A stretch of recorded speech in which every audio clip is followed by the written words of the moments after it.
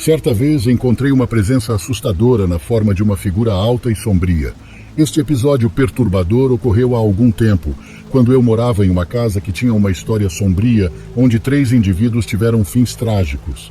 Seus corpos haviam sido escondidos no sótão e ali armazenados por 6 anos, até que o proprietário anterior os descobrisse. O crime foi bem horrendo e abaixou o valor da casa, por isso meus pais a compraram. Bem, uma noite, enquanto estava deitado na cama exausto, uma sensação estranha tomou conta de mim. Parecia que algo estava me observando do canto direito do meu quarto. Apesar do meu cansaço, adormeci. Mais tarde, mais ou menos por volta da meia-noite, acordei com um terror inexplicável que me paralisou. Lutando para me mover, fui dominado por um medo indescritível que nunca tinha sentido antes. À medida que conseguia abrir meus olhos, discerni uma figura com cerca de 2 metros de altura, pairando sobre mim. Estava com um chapéu muito antigo. A figura emanava uma aura sobrenatural.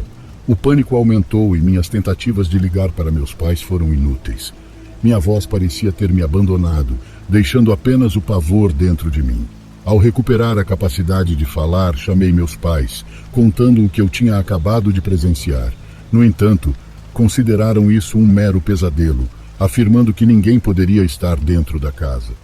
Uma década se passou e, aos 16 anos, nos mudamos para uma casa espaçosa com amplos terrenos e, apesar de tudo, permanecia uma sensação de mau presságio.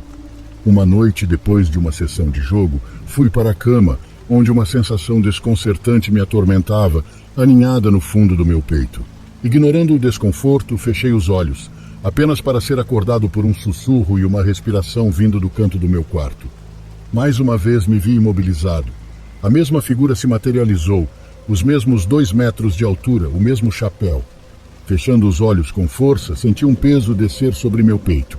Milagrosamente, a figura desapareceu, deixando-me abalado e obrigado a manter as luzes acesas durante toda a noite.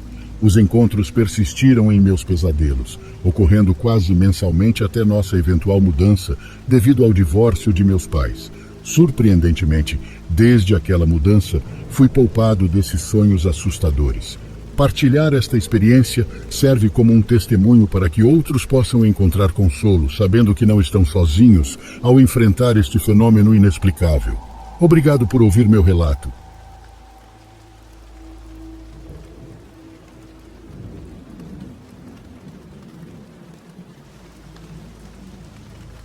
Fui criado ao ar livre, fazendo caminhadas, nadando por todos os lugares, pescando e caçando. Mas nunca vi nada igual eu vi naquele dia no Lava Rápido. Isso aconteceu há mais de 20 anos na região da Flórida. Eu trabalhava em turnos noturnos de 12 horas há quase um ano. Eu não estava bêbado ou com qualquer outra coisa. Levei meu carro para um Lava Rápido antigo por volta da 1 hora, já que era o único horário que estava livre. Não havia outros carros lá, e ele estava localizado em uma estrada principal. Mas sendo uma cidade de médio porte, não havia muito trânsito na época. Coloquei o carro nas máquinas de vácuo, com a frente voltada para a estrada. Tirei os tapetes, liguei a máquina barulhenta e comecei a limpar. Quase 3/4 do caminho. Eu estava curvado, meio dentro e meio fora do carro, e tive a sensação de que estava sendo observado. Saí do carro e me levantei, e não esperava o que vi. É difícil descrever. Atrás de mim havia uma das baias de lavagem de carros, 3 delas conectadas entre si por paredes de blocos de concreto. Eu usei esse lava-rápido durante toda a minha vida e nunca havia acontecido nada. Mas naquele momento havia algo ali, não parado, apenas flutuando. Aquilo não tocava o chão, parecia que flutuava a 60 centímetros. Isso pode parecer loucura, mas parecia a sombra de alguém. Consegui distinguir a cabeça, os ombros, onde estariam os braços e as pernas. Tinha as proporções de um humano alto, mas era uma sombra. O corpo era preto com um efeito semelhante a uma TV, como em TV mais antigas. Eu não acreditei nem por um segundo. Percebi que todo o resto parecia tão normal. Então eu não estava tendo um ataque cardíaco ou uma convulsão. Eu podia ver a cerca e a caçamba de lixo atrás do que quer que fosse aquilo. Estava literalmente quase no meio da lavanderia, mas mais à frente. Eu estava a cerca de 20 metros de distância. Não tive nenhum sentimento ruim com isso e não me senti mal. O aspirador alto ainda estava funcionando e eu não conseguia ouvir nada.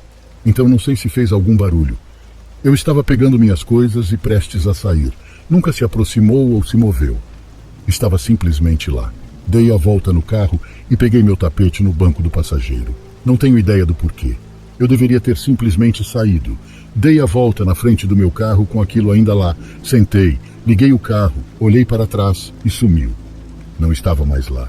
Parti imediatamente. Não espero que ninguém acredite. Eu simplesmente sei o que vi e não era humano. Algumas coisas estranhas já aconteceram comigo na floresta, mas nada comparado a isso.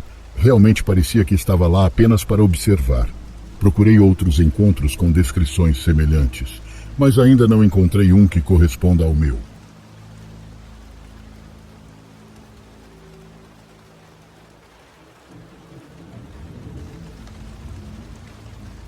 Eu estava dirigindo sozinho do leste do Colorado até Wyoming no meio da noite em uma estrada de terra.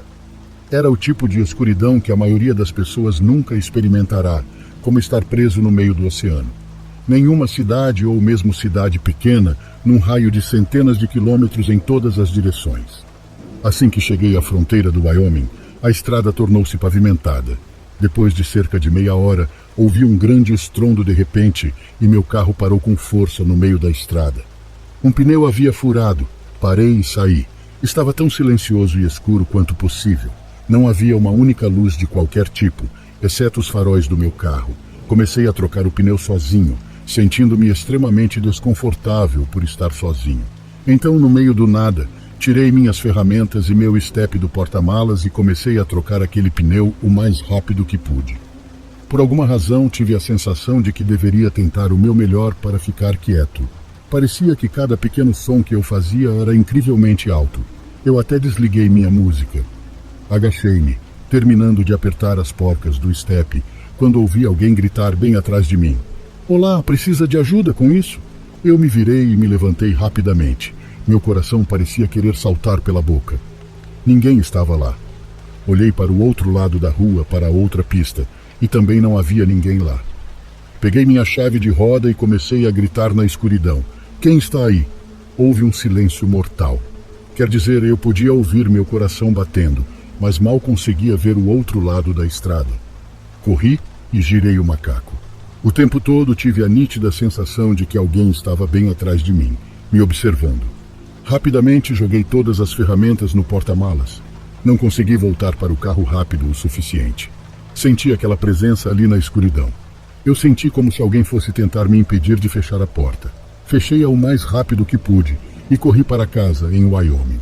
Assustado o tempo todo, fiquei verificando meu banco de trás repetidas vezes. Foi uma experiência tão assustadora.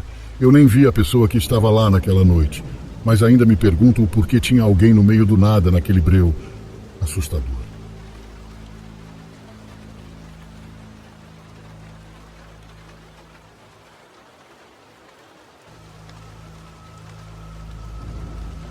Isso aconteceu comigo quando eu estava no início da adolescência. Um dia minha família saiu para fazer uma caminhada e eu não tinha vontade de ir, então apenas fiquei descansando. Em casa, as coisas correram bem durante a maior parte da manhã e, de memória, acho que apenas andei pela casa, limpando um pouco e assistindo TV. Era por volta do meio da tarde quando decidi ler um livro. Sentei-me no chão da cozinha, perto da porta deslizante de vidro que leva à varanda, para aproveitar o sol enquanto lia. Foi divertido. Nada parecia fora do lugar. Perdi a noção do tempo, então não tenho certeza de quanto tempo estava sentado ali quando, de repente, minha pele começou a formigar loucamente. Nunca senti nada tão intenso.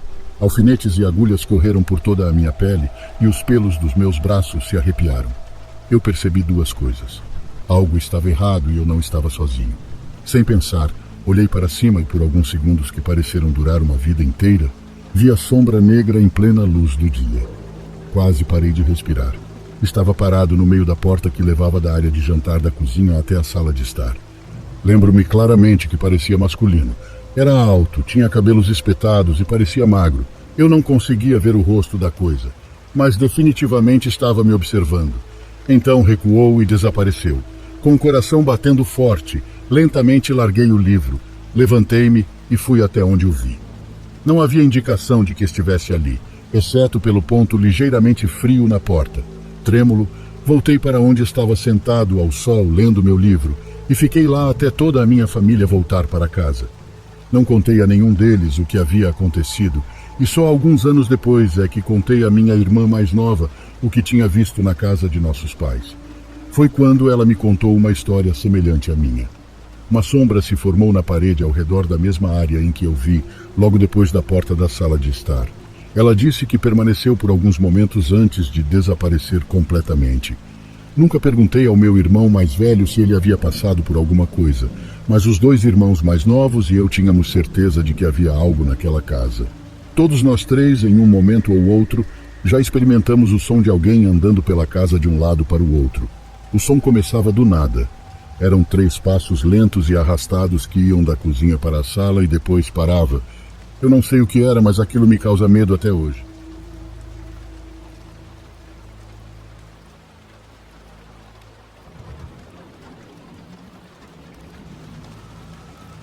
Eu trabalhava na FedEx e era motorista de entregas.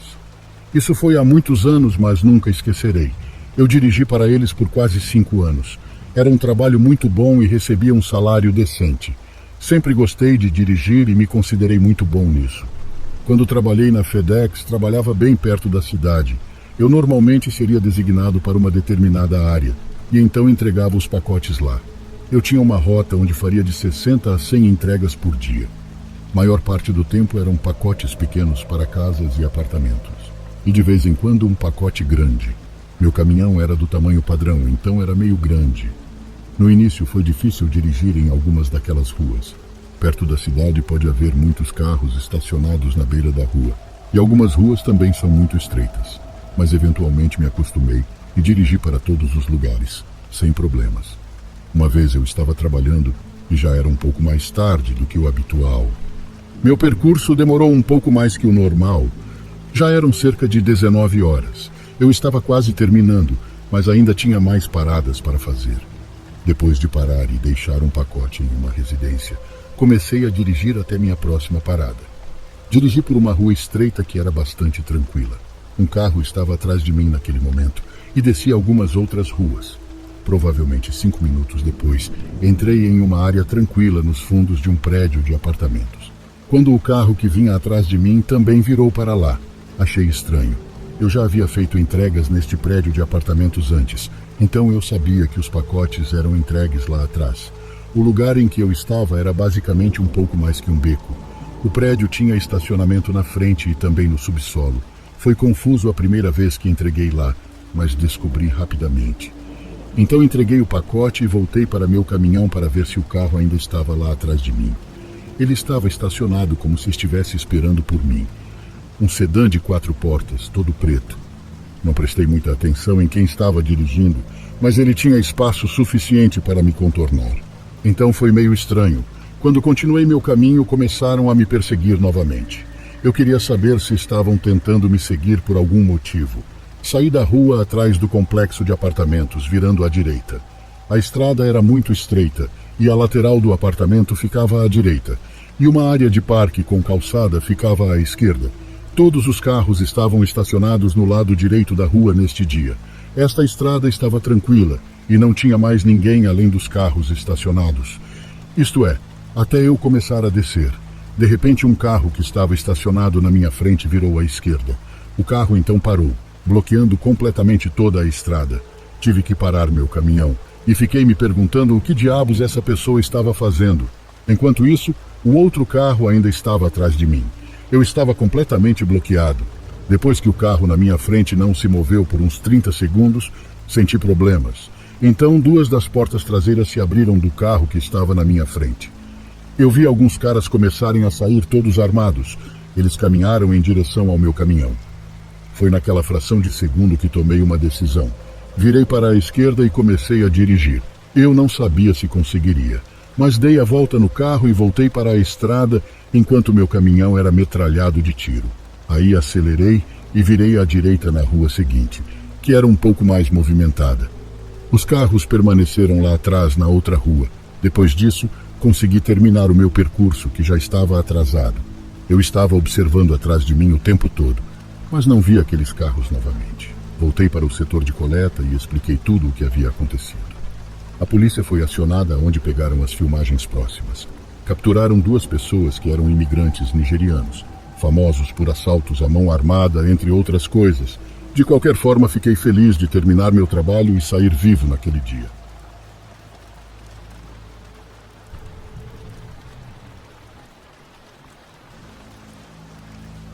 Há cerca de 10 anos mudei da casa da minha mãe para meu primeiro apartamento na cidade de Chicago.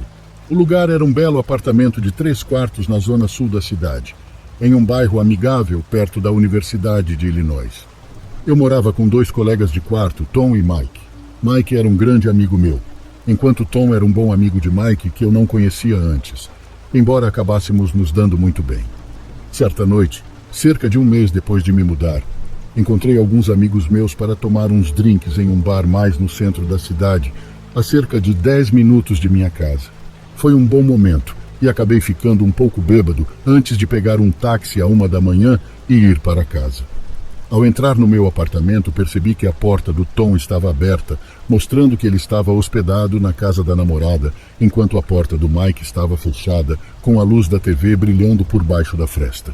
Fui até meu quarto e liguei minha TV antes de me deitar para me preparar para dormir. Depois de cerca de 10 minutos, ouvi a campainha tocar.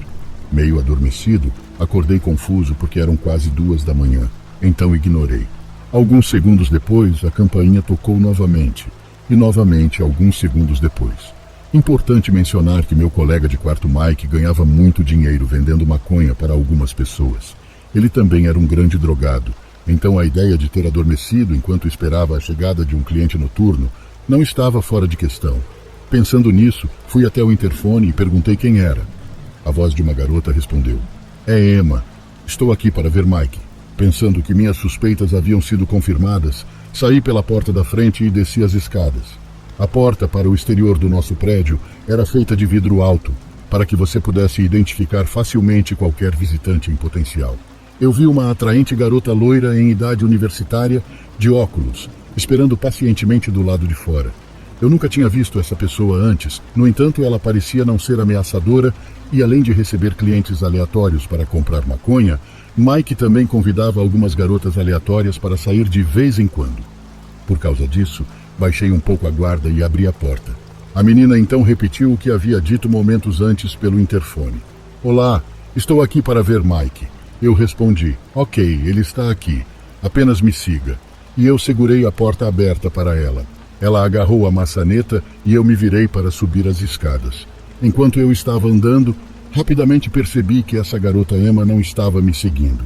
Olhei por cima do ombro e vi que ela ainda estava do lado de fora, segurando a porta aberta. Só que agora ela olhava para a direita, quase como se esperasse por alguém. Nesse momento, uma onda de medo se abateu sobre mim quando percebi que algo horrível estava prestes a acontecer. Continuei andando até os quartos, mais rápido agora. Depois de virar a esquina da escada, ouvi a porta se abrir e depois passos pesados subindo as escadas atrás de mim. Olhei novamente e vi um homem alto e desengonçado, com olhos fundos e longos cabelos que desciam até os ombros. Ele subia as escadas correndo na minha direção. Ele estava vestindo uma camiseta preta sem mangas e, além das tatuagens baratas, percebi que ele também segurava o que parecia ser um cano de chumbo na mão direita. Nesse momento, meu corpo disparou cheio de adrenalina quando me virei e subi correndo as escadas e entrei no meu apartamento.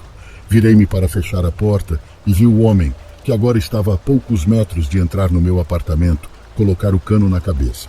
Bati a porta e tranquei-a com um movimento rápido. Imediatamente depois ouvi o barulho do cano atingindo minha porta. Fiquei de frente para a porta, agora fechada. Paralisado, o homem bateu na porta mais 3 vezes, enquanto gritava um monte de palavrões para mim. Ele finalmente desistiu e desceu as escadas correndo e saiu pela porta da frente.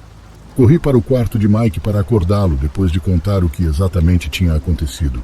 Ele respondeu me dizendo que sim. Ele conhecia uma garota loira chamada Emma, só que tinha acabado de conhecê-la naquele mesmo dia. Aparentemente, enquanto eu estava com meus amigos, a campainha tocou enquanto Mike estava sozinho em casa. Em vez de descer para deixá-la entrar, Mike primeiro ligou para mim, mas não vi a ligação. Depois de ouvir o nome dela, ele pensou que ela era uma amiga minha. Quando ela chegou à porta da nossa unidade, ele a abriu e a deixou entrar. Ele disse que parecia que ela estava confusa, mencionando que estava procurando por alguém chamado Tim. Mike respondeu dizendo seu próprio nome, que ninguém chamado Tim morava lá. Ele mencionou que ela ficou perto da entrada da unidade e continuou estendendo a mão para trás para garantir que a porta permanecesse aberta antes de sair. Poucos momentos depois de ouvir isso, minha teoria é que essas mesmas pessoas chegaram mais cedo naquele dia, porém a garota cometeu o erro de esquecer de manter a porta do prédio aberta, impossibilitando o invasor de entrar durante a primeira tentativa. De qualquer forma, nós dois tivemos muita sorte naquela noite. Chamamos a polícia, que chegou e pediu mais informações sobre o ocorrido. Eles perguntaram se havia alguém que conhecíamos que poderia querer nos fazer mal, e respondemos que não, o que era verdade, pois parecia ser um ataque completamente aleatório. Os policiais foram embora logo depois, dizendo que não havia muito que pudessem fazer. Nunca mais vimos aquela garota Emma ou seu parceiro desprezível.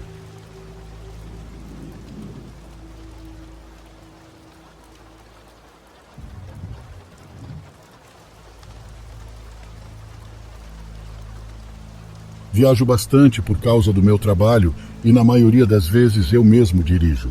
Vou por todo o país e normalmente gosto bastante. Tive algumas experiências interessantes, embora uma delas tenha acontecido há 2 anos. Eu estava voltando para casa, ainda a uma boa distância. Eu estava em algum lugar do Arkansas, creio eu, aparentemente no meio do nada, por algum motivo. Lembro que não estava na rodovia, estava em uma estrada mais tranquila. Não me lembro bem se houve alguma construção ou um desvio, ou se fiz uma curva errada ou algo assim. Mas em ambos os lados da estrada havia apenas grama e árvores, ocasionalmente também um grande trecho de floresta. Lembro que meu sinal de telefone caiu. Obviamente eu estava seguindo as instruções do GPS, mas desapareceram assim que o sinal do meu telefone caiu. Nada carregava e eu só tinha esperança de estar viajando na direção certa. Muito rapidamente começou a ficar cada vez mais tarde da noite. Eu ainda não tinha reservado um hotel, mas estava planejando fazer isso quando parasse para abastecer. Por fim, lembro que meu carro fez barulho e percebi que estava com muito pouco combustível. Enquanto isso, eu ainda não tinha sinal. A última coisa que eu queria era ficar preso naquele lugar, sem sinal, sem combustível e sem como conseguir ajuda. Decidi que pegaria a próxima saída e torci para que houvesse um posto de gasolina mais à frente. Cerca de 1 quilômetro depois, vi uma estrada à direita que parecia promissora. Então comecei a dirigir. Logo vi uma placa indicando um posto de gasolina, mas ainda ficava em outra estrada bem mais à frente. A placa dizia que eram cerca de 6,5 quilômetros naquela direção. Parecia muito longe, mas segui em frente. Logo cheguei ao referido posto de gasolina e quando cheguei lá, vi que certamente estava no meio do nada. Absolutamente no meio do nada. Havia árvores e áreas selvagens ao redor, mas fora isso, não havia empresas, edifícios, carros ou qualquer coisa por perto. Estacionei ao lado de uma das bombas de gasolina e verifiquei o telefone. Ainda sem serviço. Olhei para a loja de conveniência ligada ao pequeno posto de gasolina, mas estava fechada. Felizmente, as bombas ainda estavam abertas. Saí do carro e fiquei surpreso com o quão silencioso estava. Comecei a abastecer meu veículo e espiei um pouco mais. Não havia outros carros passando, nenhum veículo estacionado em lugar nenhum. Quando eu estava olhando em volta, olhei na direção do prédio da pequena loja de conveniência, apenas para ver que havia um homem parado atrás dele, ao lado. Ele parecia estar tentando se esconder e estava espiando diretamente para mim. Fiquei me perguntando quem poderia ser esse homem e o que ele estava fazendo sem veículos à vista. Foi realmente superficial. Eu não conseguia descobrir tantos detalhes sobre o homem por causa de quão escuro estava e quão longe ele estava de mim. A certo momento, já meio assustado e alerta, desviei o olhar e tentei manter minha mente longe daquilo. Tive um péssimo pressentimento em relação a esse cara. Pensei em desligar a bomba mesmo que o tanque ainda não estivesse cheio. No entanto, eu estava no meio do nada e sabia que poderia precisar de muito combustível para chegar aonde precisava. Deixei o combustível continuar a correr e olhei na direção daquele homem. Ele ainda estava lá, escondido e ainda olhando para mim daquele jeito assustador. Foi perturbador, para dizer o mínimo. Quando meu tanque de gasolina ficou cheio, comecei a tirar a bomba e percebi que o homem havia desaparecido atrás do prédio. Fiquei feliz por ele estar fora da minha vista e também me perguntei o que ele estava fazendo. Entrei no meu carro respirando aliviado, então liguei o motor e verifiquei meu telefone novamente. Eu ainda não tinha nenhum sequer pontinho de sinal. Eu estava prestes a ir embora quando notei um carro passando por trás do posto de gasolina. Eu nem acho que aquele carro estava na estrada. Tenho quase certeza de que estava estacionado atrás do prédio, que era todo sujo e caindo aos pedaços. Percebi que provavelmente era o homem que estava me observando. Comecei a me afastar e vi os faróis do carro atrás de mim me seguindo. Agora eu estava realmente assustado. Quem quer que fosse esse cara, certamente estava me seguindo. Ele estava com o farol alto ligado, então eu não poderia dizer nenhum detalhe de sua aparência. Fui até o acostamento esperando que ele passasse por mim, mas ele não o fez. Eu não sabia o que fazer. Não é como se eu pudesse dirigir até uma delegacia. Eu estava no meio do nada sem sinal e com grande chance de estar perdido. A única coisa boa era que pelo menos eu estava com o tanque cheio de gasolina. Eu teria que apenas dirigir e torcer para encontrar um lugar para onde pudesse ir. Voltei para a rodovia onde havia estado anteriormente, mas depois de seguir em frente por um tempo, entrei em pânico e virei. Dirigi por uma rua um pouco e virei novamente. Eu realmente não tinha ideia de para onde estava indo. Eu meio que senti que se virasse várias ruas, talvez o cara atrás de mim se cansasse de me seguir, ou talvez ele me perdesse de vista. Porém, ele permaneceu logo atrás de mim.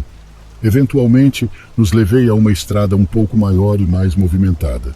No entanto, ninguém mais estava fora naquele momento. Não vi nenhum outro veículo.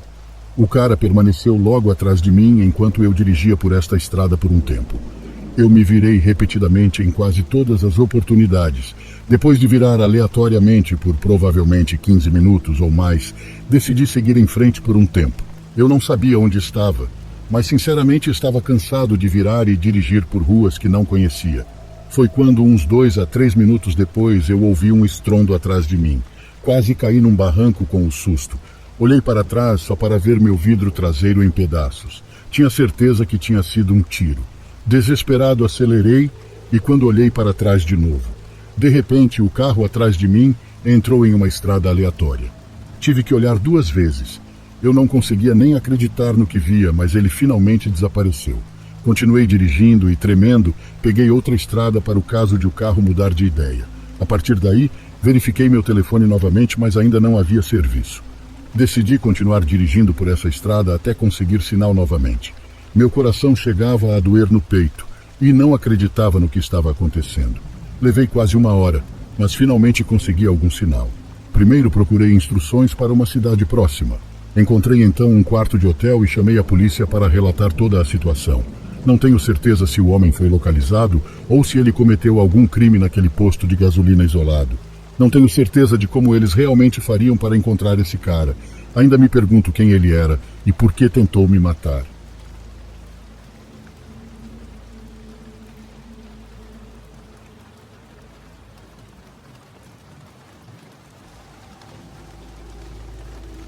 Escrevo para contar uma história que aconteceu com meu pai. Ele me deu permissão para compartilhar. Acho que é uma história muito interessante que merece ser ouvida. O nome do meu pai é Jesus. Ele dedicou toda a sua vida a ser caminhoneiro. Então, como você pode imaginar, tem histórias infinitas. Esta história é de anos atrás. Eu ainda era uma criança. Aconteceu em 2011. Ele conta que estava voltando para casa depois de ter entregue a mercadoria em uma cidade. Ele partia à meia-noite para a estrada, pois gostava muito mais de viajar à noite do que durante o dia. Ele dirigia normalmente e conversava pelo rádio com um amigo que também trabalhava naquela noite, mas em outra região do estado. Eles vinham conversando. Era algo que eles gostavam muito de fazer para passar o tempo e tornar a viagem mais agradável. Meu pai diz que de repente começou a haver interferência. O rádio começou a falhar porque ele não conseguia mais ouvir bem o amigo, o que parecia estranho porque sempre havia um bom sinal naquela área. Estava perto de uma cidade, então não sabia o que estava acontecendo, até que ele perdeu completamente a comunicação com o amigo. Foi quando, de repente, uma voz começou a ser ouvida no rádio. Era uma mulher. A princípio nada foi entendido, pois ainda havia muita interferência. Mas ele conta que começou a chamar a atenção dele, que parecia muito com a voz da mãe dele, ou seja, da minha avó. Então ele respondeu perguntando quem estava falando, já que era impossível para minha avó falar com ele pelo rádio. Não fazia sentido, mas sua pele se arrepiou quando ouviu. Filho. Depois disso, ele disse que ouviu muito mais interferências e, por mais que respondesse, não conseguia ouvir o que ela estava lhe contando. Até que, a certa altura, ele ouviu minha avó lhe dizer o seguinte: não passe do quilômetro 6, faça a curva. Meu pai estava totalmente confuso. Ele não entendia como minha avó poderia ter ligado para ele pelo rádio. Ele perguntou a ela pelo rádio, mas de repente a comunicação foi completamente perdida. Ele tentou ligar para ela para o telefone dela, mas ninguém atendeu. Minha avó morava sozinha, mas ainda lhe parecia estranho que ninguém atendesse. Aí meu pai resolveu ouvir minha avó. Então deu a volta naquele trecho de estrada que minha avó havia falado para ele. Depois de transcorrido esse quilômetro e de voltar a pegar a mesma estrada, ele resolveu mandar minha mãe ir até a casa da minha avó e perguntar o que havia acontecido, se ela estava bem, porque meu pai estava um pouco preocupado. Minha mãe foi naquela época na casa da minha avó. Ela bateu muitas vezes, mas não abriram. Então resolveu usar a chave que meu pai tem da casa e ela entrou imediatamente. Minha mãe disse que encontrou minha avó caída no chão. Já estava fria. Ela estava sem vida há horas, tendo sofrido um ataque cardíaco. Ela teve que contar ao meu pai o que havia acontecido, porque ele ficava ligando para ela para perguntar como estava a mãe dele. Meu pai disse que foi o golpe mais duro de sua vida e não sabe como conseguiu voltar para casa naquela noite. Os paramédicos disseram à minha mãe que a minha avó estava morta há mais de 8 horas, que ela morreu naquele dia e que foi uma morte natural. Meu pai ficou arrasado, mas ao mesmo tempo impressionado, porque minha avó encontrou uma forma de se comunicar com ele já sem vida. No dia seguinte saiu uma nota no noticiário, onde dizia que na noite anterior, naquele quilômetro, havia um grupo de criminosos parando carros e caminhões, que tinham tirado os passageiros e nada se sabia sobre eles. Lá meu pai entendeu que minha avó queria protegê-lo. É por isso que ela encontrou uma maneira de se comunicar com ele para avisá-lo. Ela o protegeu mesmo após a morte. Eu sei que é incrível. Quando eu cresci, meu pai me contou essa história e eu fiquei com medo. Mas agora, em vez de medo, sinto ternura pelo que minha avó fez por ele.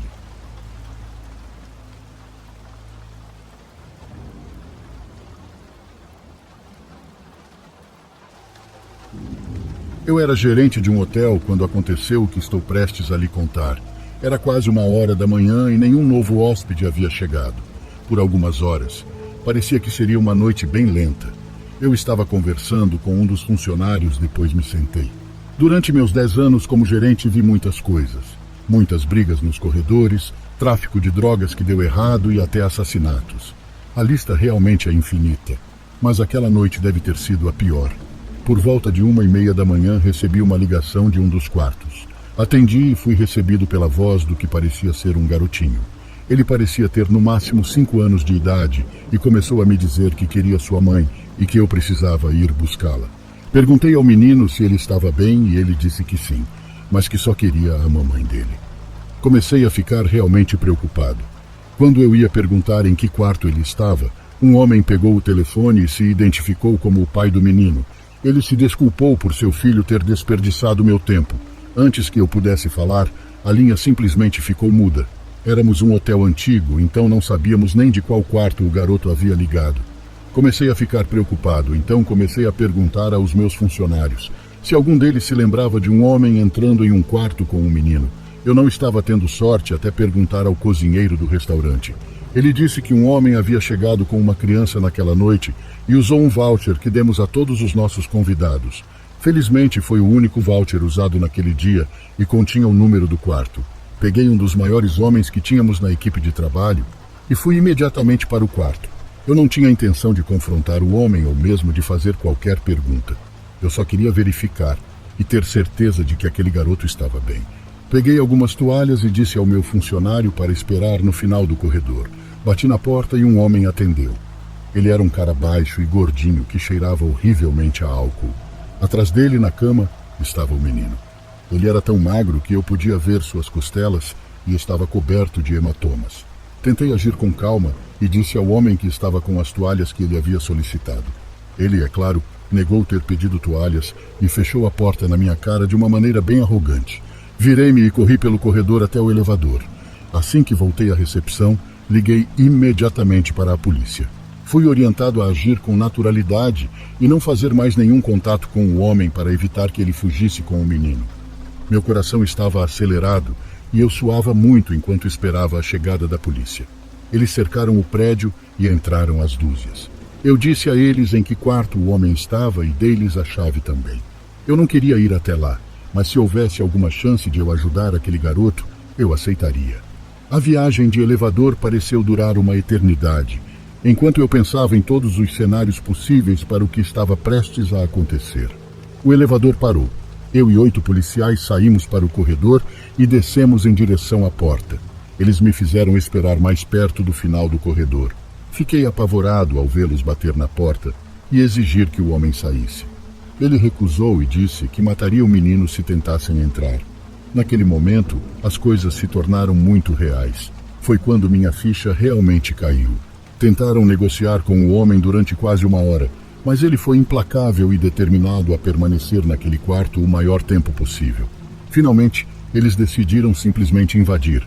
Quase parecia que tudo estava em câmera lenta. Havia gritos com os sons de coisas caindo ao redor do quarto. Antes que eu percebesse, eles estavam saindo com o homem algemado. Atrás deles veio outro policial correndo com o menino nos braços. Ele mal conseguia manter a cabeça erguida. Ele foi colocado em uma ambulância e levado às pressas para o hospital. Ele se recuperou totalmente e se reuniu com sua mãe mais tarde naquela manhã. O andar do hotel foi fechado enquanto eles investigavam. Soube mais tarde que o homem que estava com o menino era na verdade seu pai. Aparentemente a esposa o estava deixando e ele levou o filho por causa de suas tendências abusivas. Ele pegou o menino e ameaçou machucá-lo se ela o deixasse. Eles estavam foragidos há mais de 1 mês. Os hematomas foram causados por ele ter batido no menino por ter ousado ligar para a recepção. O menino também não comia há 4 dias. Chorei durante dias por aquele garoto. Eu queria tanto tirar sua dor e fazê-lo esquecer o que seu próprio pai o fez passar.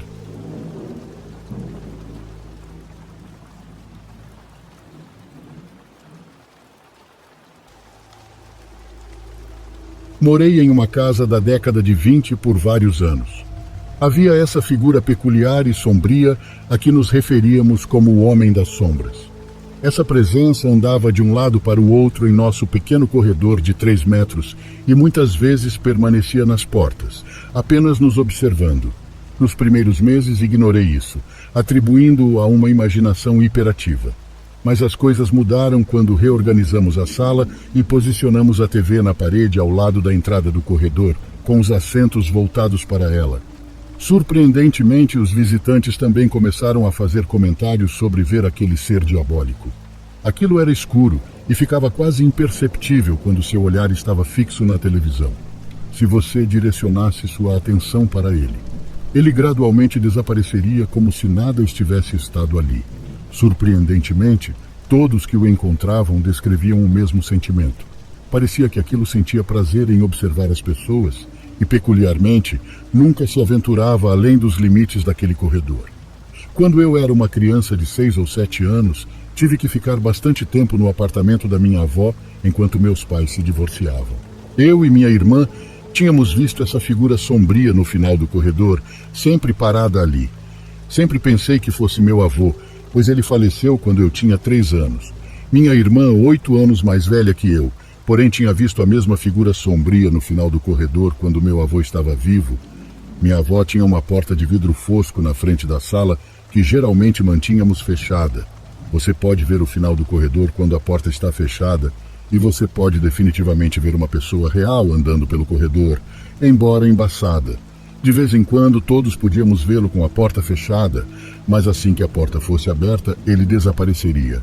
Sempre há um ponto frio no final do corredor também. Uma noite em particular, eu tive a sensação de que alguém estava me observando. Minha avó me colocou na cama e senti olhos olhando para mim. Tentei afastá-lo e pude sentir e ouvir uma respiração pesada bem atrás de mim, como se os cabelos do meu pescoço se arrepiassem, e eu pudesse sentir a respiração na parte de trás do meu pescoço. Achei que era minha avó vindo me ver, mas não ouvi a porta se abrir e muito menos passos naquele chão velho. Virei minha cabeça, esperando ver alguém, mas não havia ninguém lá. A porta estava fechada, a respiração parou no meu ouvido e eu fiquei sinceramente apavorada e não consegui dormir na casa da minha avó depois disso. Até hoje ainda vejo aquela figura ocasionalmente no final do corredor e ainda sinto o ponto frio quando passo. Não creio que ele tenha a intenção de nos prejudicar. O espírito, seja meu avô ou qualquer outra coisa, nunca fez nada malicioso. Mas aquele momento solidificou que fantasmas e espíritos existem, pelo menos para mim.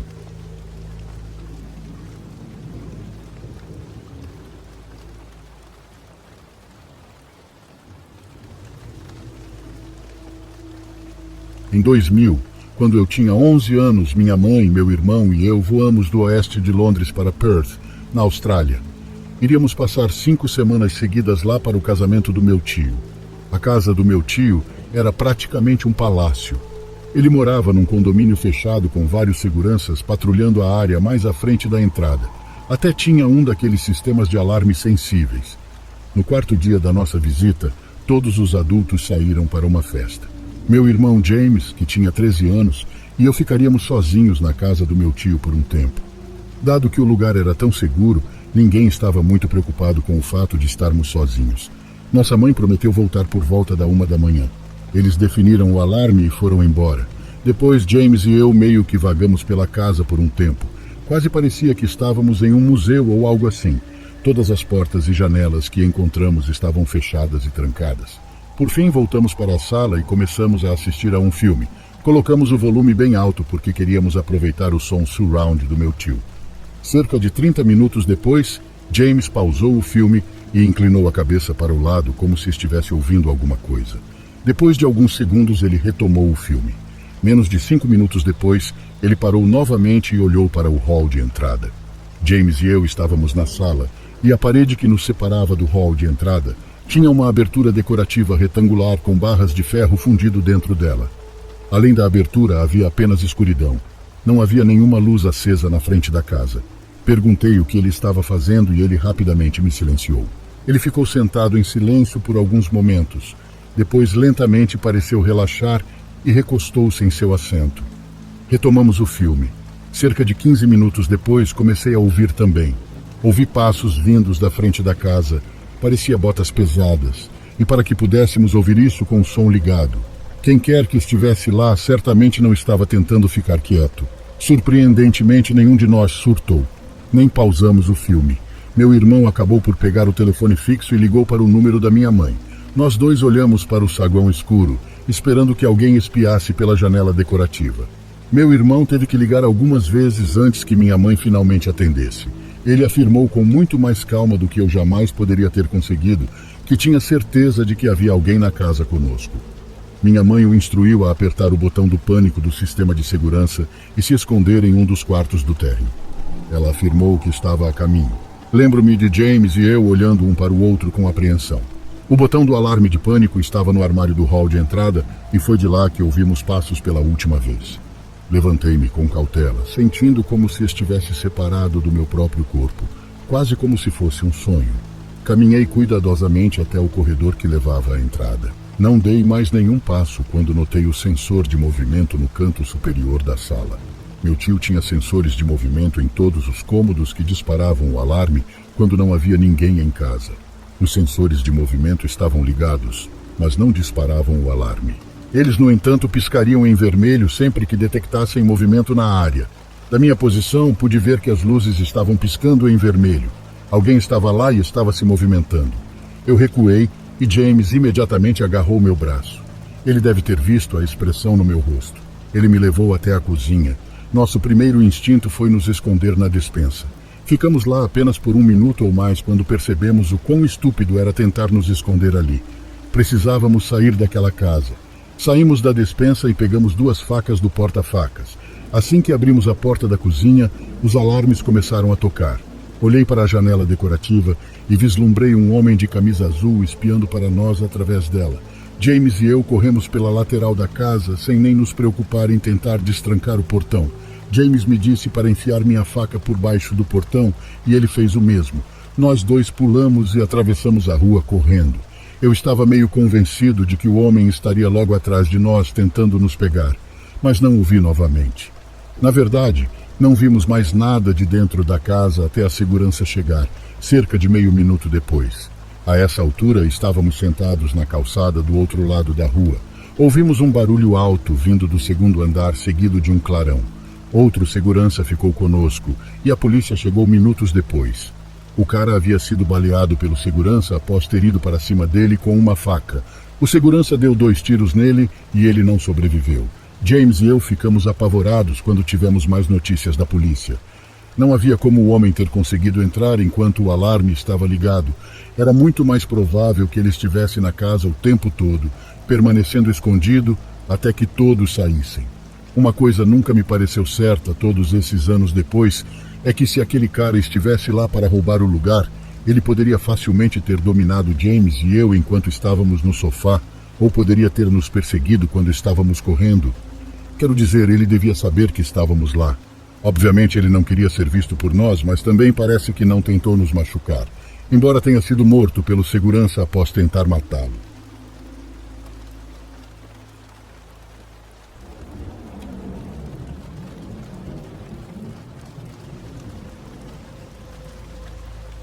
Isso aconteceu comigo e com minha esposa alguns meses depois de nos mudarmos para um novo lugar, em novembro de 2018. Naquele momento, eu e minha esposa estávamos passando por momentos difíceis. Eu estava ganhando dinheiro por meios ligeiramente ilegais e, na verdade, fiquei preso por 9 meses. Saí em setembro de 2018 e tinha um emprego na cidade me esperando quando chegasse em casa. Quando saí da prisão, minha esposa estava morando com a mãe dela, a cerca de 1 hora de distância da cidade. Ela sabia que tínhamos que encontrar um lugar para morar perto de nossos empregos. Como estávamos começando tudo de novo, depois dos honorários advocatícios, multas de advogados e outras dívidas diversas, sabíamos que só poderíamos pagar algo super barato que nos permitiria pagar semana após semana, em vez de ter que pagar adiantados depósitos de segurança e aluguel mensal. Encontramos uma pensão em nossa cidade e verificamos. A casa tinha 4 cômodos, com cozinha e banheiro compartilhados para todos. Mudamos para um dos quartos. Nossos vizinhos no primeiro andar eram uma senhora de 40 anos e sua mãe. E lá em cima tinha um rapaz que se mudou na mesma semana que a gente. E por último, um casal jovem que morava no quarto ao lado do outro rapaz.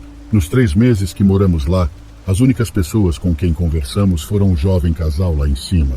Eles pareciam semelhantes a nós em idade e interesses, e geralmente conversávamos com eles de passagem, ou talvez na varanda da frente, quando estávamos todos fumando um cigarro. Eles eram legais. As coisas estavam bem até que chegou o mês de novembro e começou a dar tudo errado. Chamaremos esse casal de Jim e Sierra. Tudo começou com pequenas coisas, como ouvi-los brigando, gritos, ou um ou ambos pedindo dinheiro emprestado a mim e à minha esposa. Um dia cheguei em casa, e Sierra estava entrando na casa na mesma hora que eu. Ela estava com 3 caras que nunca tinha visto antes e uma caixa de cerveja. Eles festejam a noite toda e eu e minha esposa ficamos acordados, sem conseguir dormir por conta do barulho. Acabamos indo para a cama por volta das 5 da manhã. Alguns dias depois, somos acordados em um domingo. Sierra estava gritando, jogando todas as suas coisas no jardim da frente. Ele estava xingando ela de tudo que você pode imaginar e disse a ela para sair da vida dele. Eles discutiram por cerca de 3 horas e, eventualmente, alguém veio pegar Sierra. Tivemos uma semana de paz e sossego, mas na semana seguinte ela voltou, e as brigas e gritos foram constantes até uma noite. Era uma noite de terça-feira, um dia antes do meu aniversário. Eu e minha esposa trabalhamos naquele dia e apenas relaxamos depois do trabalho. Colocamos um filme para rir a noite toda. Durante todo o tempo que assistimos ao filme, podíamos ouvir Jim e Sierra gritando um com o outro. Podíamos ouvi-los andando enquanto subiam as escadas, na sala logo acima do nosso teto.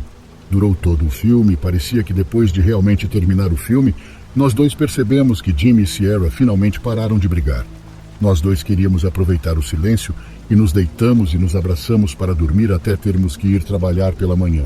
Fui acordado no meio da noite por minha esposa, que me sacudia e olhava para o meu lado da cama. Eu estava tão cansado e desorientado que pensei que talvez ela tivesse visto um grande inseto e quisesse que eu o matasse. Viro-me para me levantar e quando o faço há um homem parado ao lado da minha cama, debruçado sobre a minha mesa de cabeceira, mexendo na minha gaveta. O homem estava com um galão de leite vazio na mão. Ele se levantou de sua posição curvada e ficou apenas olhando para mim. Coloquei meus pés no chão e sentei na cama enquanto ele começava a recuar lentamente.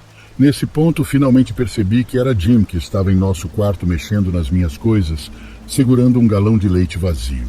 Eu ainda estava bastante fora de si e apenas disse calmamente para ele: "E aí, Jim, por que diabos você está no nosso quarto, amigo?" Depois de alguns segundos, Jim pergunta: "Posso pegar emprestado o carro, cara? Ou um de vocês pode me levar ao posto de gasolina e voltar bem rápido?" Eu disse: "Você invadiu nosso quarto para pegar nosso carro emprestado?" Não, você não pode pegar nosso carro emprestado depois de invadir nosso quarto às 4 horas da manhã. Agora deu fora daqui. Surpreendentemente, Jim vai embora, mas ele não vai simplesmente embora. Ele sai correndo pela porta da frente e começa a correr pela rua em direção ao posto de gasolina para onde nos pediu para levá-lo. Olhei para minha esposa e antes mesmo que possamos dizer qualquer coisa um ao outro, nosso outro vizinho de cima desce e diz que Jim e Sierra estavam brigando mais do que ele já tinha ouvido ou visto, e que ele não ouvia nenhum barulho vindo da sala há cerca de 2 horas. Minha esposa disse a mim e ao nosso vizinho para subirmos e vermos como ela estava. Então subimos e a porta do quarto de Jim e Sierra está fechada, mas não trancada. Bati e gritei por alguém, e não houve resposta. Parados lado a lado, eu e meu vizinho giramos a maçaneta e abrimos a porta. Sierra estava deitada no sofá com a face para cima, e também notamos que o chão e o teto haviam sido cortados, quase como se alguém estivesse tentando entrar no chão e no teto. Por alguma razão, eu e meu vizinho fomos até o sofá pensando que Jim a havia deixado inconsciente. Mas quando chegamos até ela, percebemos que havia sangue no sofá e finas manchas de sangue na parede e sangue por toda parte. Foi a pior cena que já vi em minha vida. O vizinho chamou a polícia imediatamente e eu fiquei ali parado, pasmo. Eu o ouvi contar à polícia que Jim havia esmagado o rosto da namorada com uma marreta e que a arma ainda estava lá, mas Jim havia fugido. A polícia nos disse para sair da sala e esperar do lado de fora se nos sentíssemos seguros. A polícia veio e divulgou um alerta sobre Jim. Eles o encontraram cerca de 1 hora depois, correndo pela rua. Provavelmente queria que eu o levasse ao posto de gasolina para conseguir combustível para ajudá-lo a incendiar a casa. Depois que todos os policiais foram embora e tudo se acalmou, eu e minha esposa nos entreolhamos calados.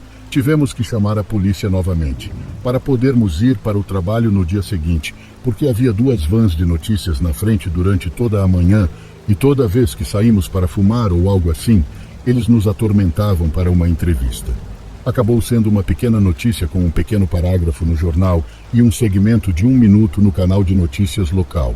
Mas sim, foi assim que fiquei cara a cara com um assassino logo depois que ele matou a namorada na mesma casa em que eu estava. E se tivesse conseguido a gasolina, eu nem estaria mais aqui com certeza.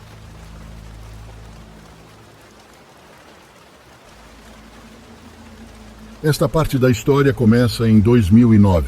Eu estava no 1º ano do ensino médio. Eu morava em uma pequena cidade em Ohio. No outono comecei a namorar meu primeiro namorado de verdade, John. Ele estava no último ano, e muitos de seus amigos namoravam minhas amigas. Ele era muito querido e engraçado na escola. Estou muito empolgada com o relacionamento, especialmente porque meus pais rígidos parecem gostar dele também. Ele era bastante quieto perto deles, mas sempre educado e agradecido na presença deles. Como é uma cidade pequena, John morava literalmente na mesma rua e saíamos o tempo todo. Meus pais estavam se divorciando na época, então gosto de passar mais tempo na casa dele do que na minha. John morava com Chris, um homem que não era seu pai biológico, mas de alguma forma ele morava com ele desde os 13 anos de idade e sempre o chamava de pai. Chris conhecia John porque ele estava no sistema de adoção e acolheu John. Chris era um ser humano incrível, divertido de se conviver, e eram apenas os dois.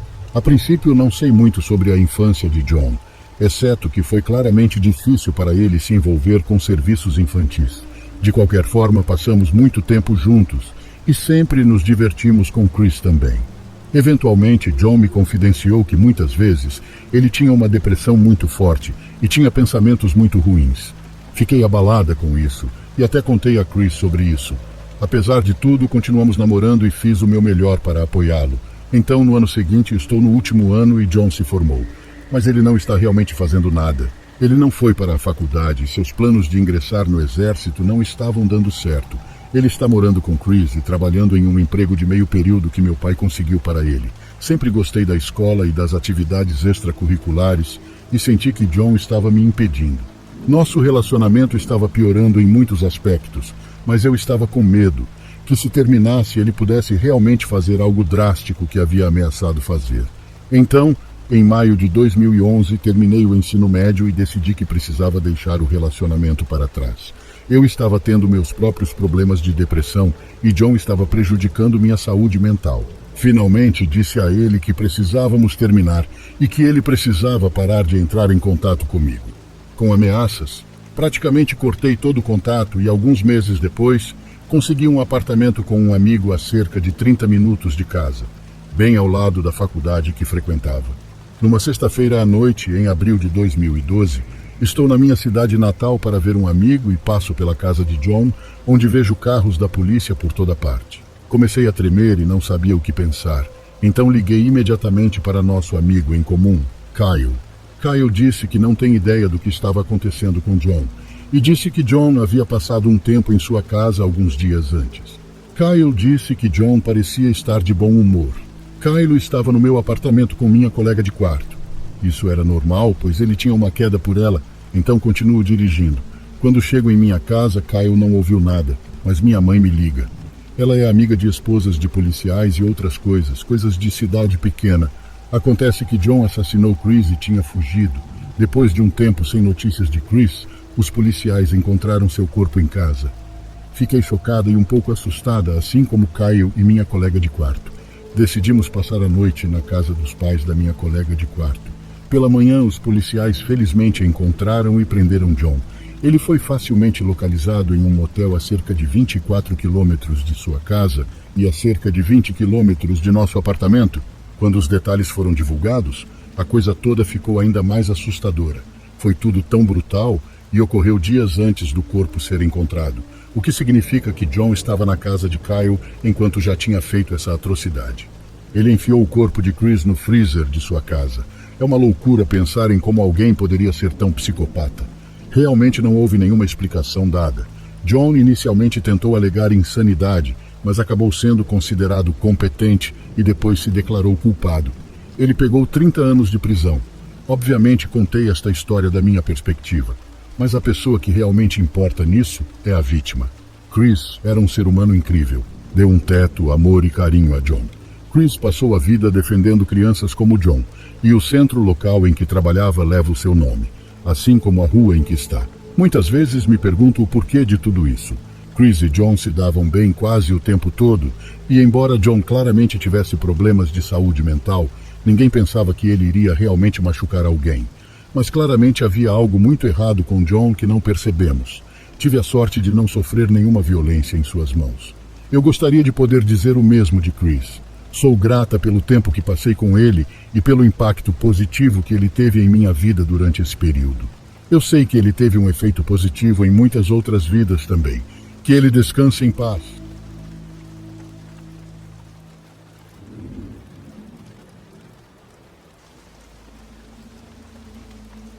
Era o verão de 2004. Minha família deveria passar as férias em Kennebunkport, Maine, mas o meu pai estava preso em reuniões, então ele viria de Manhattan alguns dias depois de nós.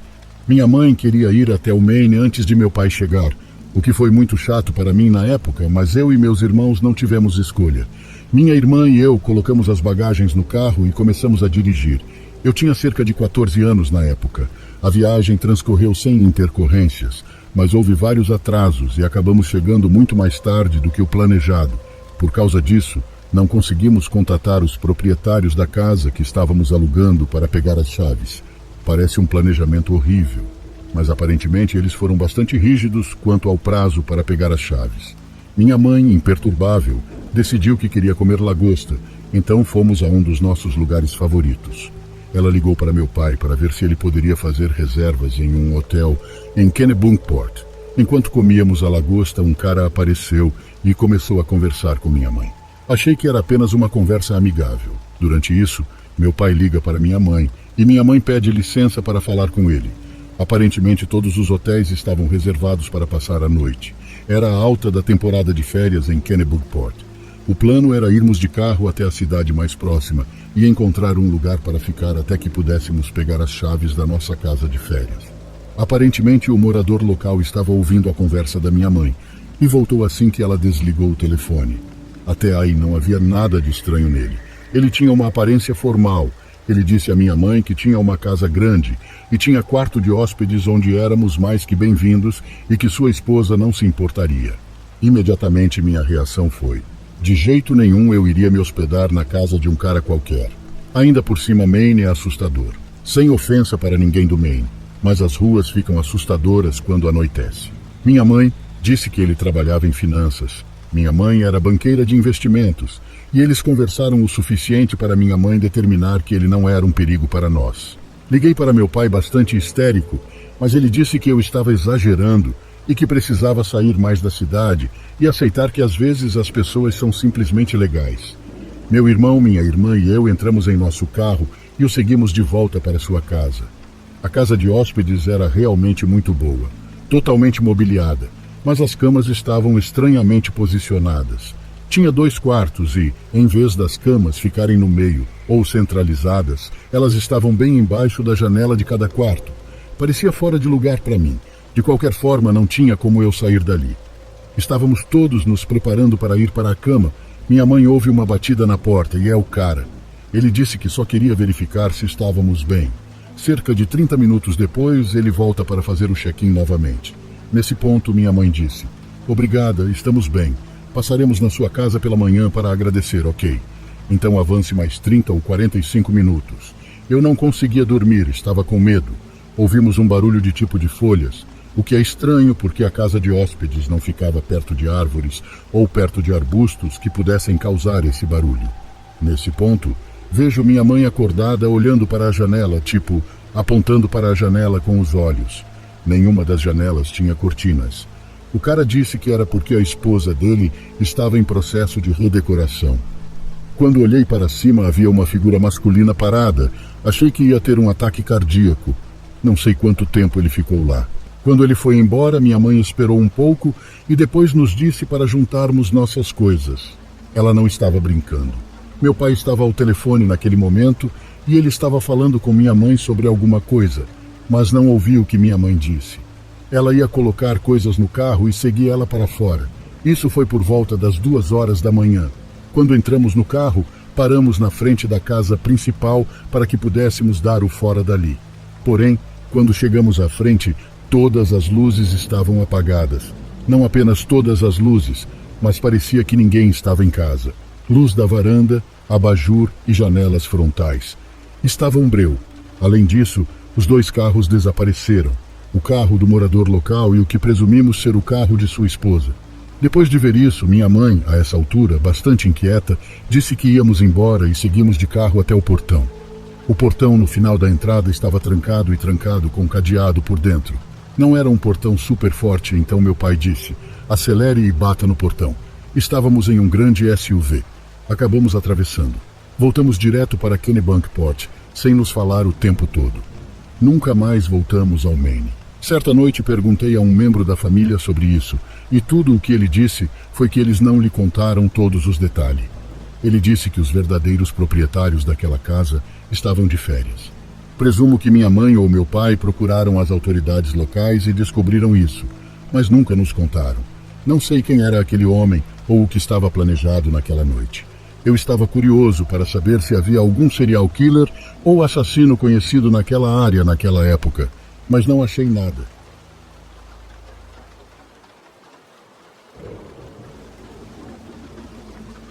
Esse encontro aconteceu no verão de 2006, quando eu tinha 20 anos. Só tirei minha carteira de motorista em janeiro daquele ano e dirigir abriu tantas portas para mim que fiz muitas viagens solo para a casa de meus amigos. Também pareço muito jovem para a minha idade e muitas vezes fui confundido com um estudante do ensino médio. Eu estava dirigindo sozinho em um dia aleatório de julho, a caminho de visitar meu amigo no sul da Pensilvânia para um fim de semana prolongado. Os pais dele estavam fora e tínhamos a casa só para nós e planejávamos beber, tomar banho de banheira de hidromassagem e ver o planeta Terra bêbados. Fiquei muito animado e fiz uma ótima viagem ouvindo boa música e foi um lindo dia para dirigir. Logo depois de cruzar a fronteira de Nova Jersey para a Pensilvânia, parei em uma das primeiras paradas para abastecer para a última parte da viagem. Tentei descobrir que posto de gasolina era esse, pois não tenho ideia, mas era um posto de gasolina com um grande mini-mercado. Em frente ao posto de gasolina ficava a rampa de volta, e paralela à rampa havia uma estrada de terra. Eu estava entrando na loja quando um homem de 30 ou 40 anos se aproximou de mim. Ele era um cara atarracado, consideravelmente alto. Eu tenho 1,75 m. Ele usava uma camiseta preta lisa e jeans com cabelo castanho escuro e tinha bigode e cavanhaque. Ele tinha acabado de sair de uma caminhonete preta estacionada a algumas vagas do meu carro. O olhar dele era super intenso e imediatamente me assustou. Ele simplesmente tinha uma energia muito ruim sobre ele. Eu realmente não recebo más vibrações das pessoas com tanta frequência, mas isso foi simplesmente estranho. Ele ficou muito perto com seu olhar, diretamente focado. Ele perguntou se eu era da região, apesar da minha placa de Connecticut. Ele até perguntou para onde eu estava indo e se eu sabia de alguma coisa divertida para fazer por ali. Ele disse que tinha planos para mais tarde e tempo para matar de antemão. Ele me convidou para jogar minigolf ou assistir a um filme com ele. Sinceramente, não respondi nenhuma de suas perguntas e recusei seu convite para sair. Disse que não conhecia muito bem a área e me afastei em direção à loja. Fiquei impressionado porque ele me pediu para ir a algum lugar com ele. Foi tão aleatório e desconfortável. Enquanto eu estava me afastando, ele gritou: "Você é lindo!" E o volume e o tom fizeram meu cabelo ficar em pé. Foi super agressivo e inapropriado. Ele até assustou uma família que estava saindo da loja. Foi tão alto. Ele entrou na loja logo depois e estava apenas olhando para mim. Então fui usar o banheiro e fiquei lá por pelo menos 10 minutos, mandando mensagens para meu amigo. Quando saí, ele não estava mais na loja, felizmente. Comprei bebidas e lanches, então saí para abastecer meu carro.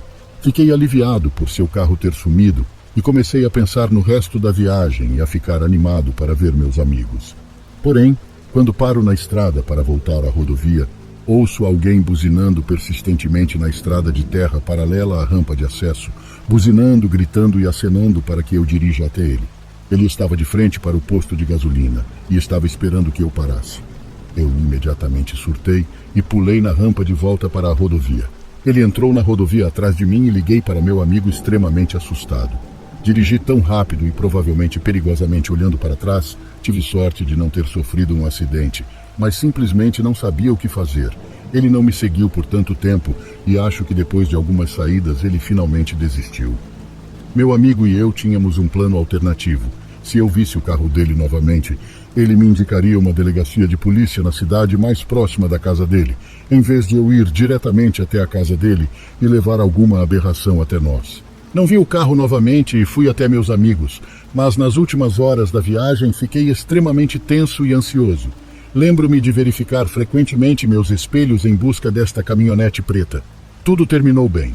Cheguei em segurança à casa do meu amigo e tivemos um bom fim de semana. O encontro foi definitivamente assustador, mas ao longo dos anos não pensei muito nisso. Há alguns anos, porém, em 2014, eu estava conversando com outro amigo que gosta muito de serial killers. Contei a ele minha experiência com aquele doido. Ele ficou fascinado e queria pesquisar no Google os assassinos em série ativos na área da Pensilvânia na época.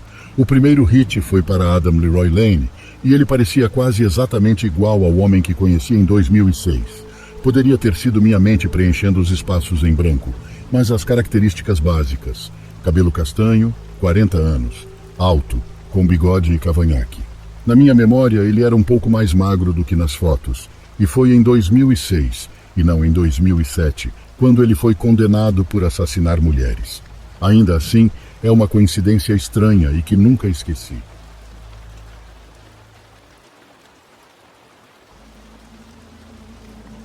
Eu morava em Asheville, Carolina do Norte na época. Eu ia a uma cafeteria local o tempo todo. O dia em que conheci esse cara foi como qualquer outro.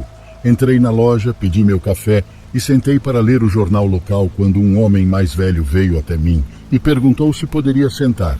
Eu disse que sim, e ele sentou-se e começou a me fazer perguntas como onde eu trabalhava, onde eu morava, se eu tinha algum parente, etc. É claro que durante nossa conversa fiz perguntas a ele e descobri que ele era um viajante que viajou de Ohio para Asheville. A última pergunta que ele me fez foi quantos anos eu tinha. Quando contei a ele, ele mal acreditou em mim. Eu parecia muito mais jovem do que era na época. Eu tinha 29 anos, mas acho que parecia uma adolescente. Parte da minha vida era mostrar minha identidade às pessoas, e eu mostrei para ele também. Assim que viu, agradeceu pelo bate-papo, levantou e saiu. Não pensei nada sobre isso até pegar outra xícara de café. O cara da cafeteria me perguntou se o velho estava me incomodando. Eu disse a ele que não era nada que eu não pudesse resolver. Agradeci a ele por sua preocupação. Na noite seguinte, Fui a uma balada com meu namorado que tinha acabado de abrir na cidade. Meu namorado me perguntou se eu queria dançar em cima da mesa, porque alguém ofereceu ao gerente $500 para eu fazer isso. Eu realmente não queria, mas estava muito interessado em descobrir quem iria me pagar tanto para me ver fazendo isso. Coincidência ou não, era o mesmo cara da cafeteria. Fiquei extremamente assustada. Ele veio até mim mais tarde naquela noite e começou a falar sobre quantas pessoas ele havia matado no Vietnã, especialmente mulheres jovens e crianças. Fiquei realmente assustada e me afastei dele, e encontrei outro grupo de amigos para sair. Eu me certifiquei de nunca estar sozinha. Ele não tentou nada comigo, no entanto. Ele tinha acabado de sair. Eu estava meio pirando por dentro, mas realmente não fiz nada a respeito. Fui trabalhar no dia seguinte normalmente. Uma das garotas com quem trabalhava apareceu e perguntou se eu tinha ouvido falar daquela garota que foi esfaqueada no pescoço por trás quando saiu de uma balada. A garota continuou dizendo que seu pai era policial e que eles estavam procurando por um serial killer que estava matando meninas de Ohio a Asheville. Eles não tinham certeza, mas pensaram que ele era um cara mais velho que provavelmente era um viajante. Os policiais pensaram que ele tinha uma queda por mulheres que tinham as minhas características e tinham 18 anos ou menos. Eu surtei e contei a ela sobre o cara da cafeteria e ela me disse para contar para o pai dela. Não sei se eles não acreditaram em mim ou o quê, mas não tive nenhum retorno. Eu realmente acho que a única coisa que me salvou foi o fato de eu ser muito mais velha. Tentei procurar sobre esse cara, mas não consegui achar nada.